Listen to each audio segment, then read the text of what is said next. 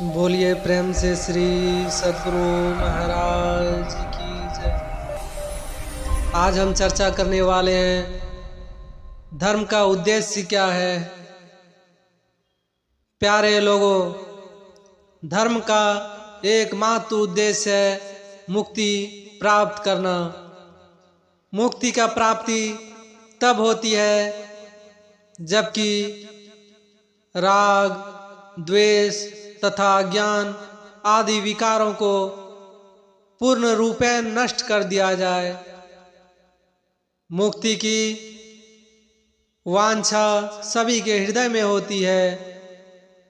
बंधन किसे प्रिय लगता है?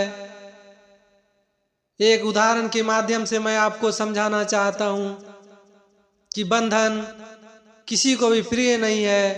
आप किसी पक्षी को जब कैद करते हैं या पिंजड़े में बंद करके रखते हैं तो वो एक बंधन में रहने लगता है और उसे भी उस बंधन में रहना पसंद नहीं है, जबकि आप उन्हें जबरदस्ती बंधन बनाए हुए रहते हैं।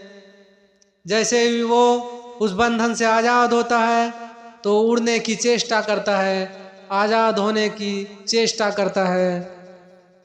चाहे पक्षी हो चाहे जानवर हो, सब मुक्त होकर जीना चाहता है। इसी तरह यह मनुष्य जाति भी मुक्त होना चाहता है। यह आत्मा परमात्मा में कैसे मिले और इसे किस प्रकार मुक्ति मिले, इसके बारे में मैं आपको बताने जा रहा हूँ। सब मुक्त होना चाहते हैं, सब उसके लिए अपने अपने ढंग से प्रयास करते हैं, किंतु ना तो सभी को मुक्ति मिलती है और ना सभी को एक सरीखी क्रिया का एक सा फल ही मिलता है। एक ही बाजार में एक ही वस्तु का व्यापार करने वाले अनेक व्यापारियों को हम देखते हैं, किंतु हम पाते हैं कि उन्हें एक सरी का लाभ नहीं होता। किसी को लाखों की आमदनी होती है, कोई पेट ही भर पाते हैं और कोई कोई तो अपनी लगाई पूंजी को भी खो बैठते हैं। ऐसा क्यों होता है? इसके अनेक कारण हो सकते हैं। कोई व्यापारी अपने व्यापार को पूरी ईमानदारी से करता है और कोई अनहिस अपने कार्य की प्रगति का ध्यान रखते हुए परिश्रम करता है।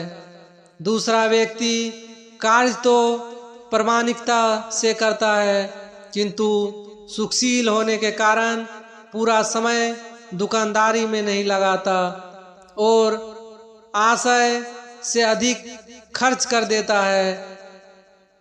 तीसरे प्रकार का व्यक्ति धूर्त तो होता है, बेईमानी से पैसा कमाना चाहता है, पर उसकी धूर्तता तथा बेईमानी अधिक दिन तक नहीं चलती। एक ना एक दिन पोल खुल जाती है। परिणाम स्वरूप प्रथम व्यक्ति अपने परिश्रम तथा सच्चाई के द्वारा लाखों रुपये कमाता है और बाजार में उसकी साख बनी रहती है। दूसरा व्यक्ति ईमानदार होते हुए भी आलस्य तथा अधिक व्यय के कारण सिर्फ अपने परिवार की और अपने उदर पूर्ति कर पाता है। तीसरे श्रेणी का व्यक्ति निष्कृष्ट होता है।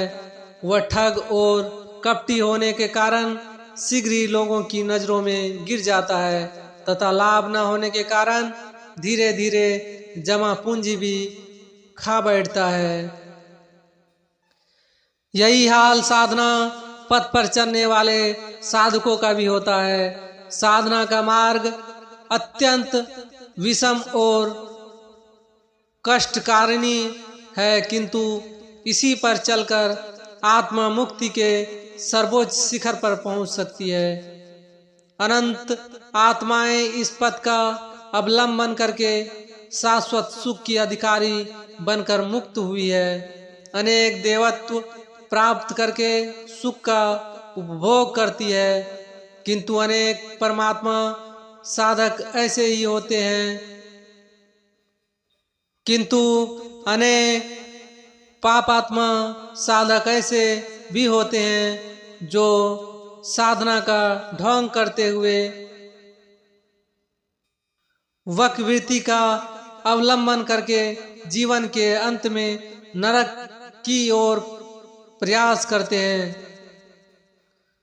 साधना पथ पर चलने वाले सभी साधकों को साधना का फल समान क्यों नहीं प्राप्त होता है? सभी संयमी मोक्ष क्यों नहीं पाते? इसके उत्तर में कई कारण बताए जाते हैं। प्रथम तो साधना पथ पर चलने वाले सभी साधकों की स्थिति समान नहीं होती। सबकी दृढ़ता तथा शक्ति एक सी नहीं होती। साधना में जो मजबूत होते हैं वे अपने कर्मों का क्षय शीघ्र कर लेते हैं तथा जो दुर्बल होते हैं वे मंजिल पर धीरे धीरे पहुंच पाते हैं।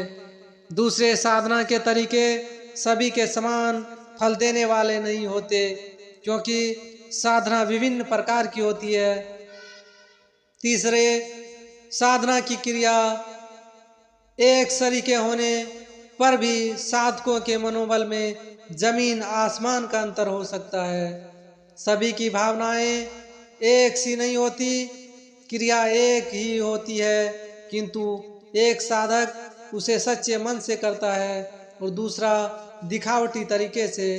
चौथा कारण है कि साधक को पूर्ण संचित कर्मों को भी भोगना पड़ता है और वे सबके समान नहीं होते।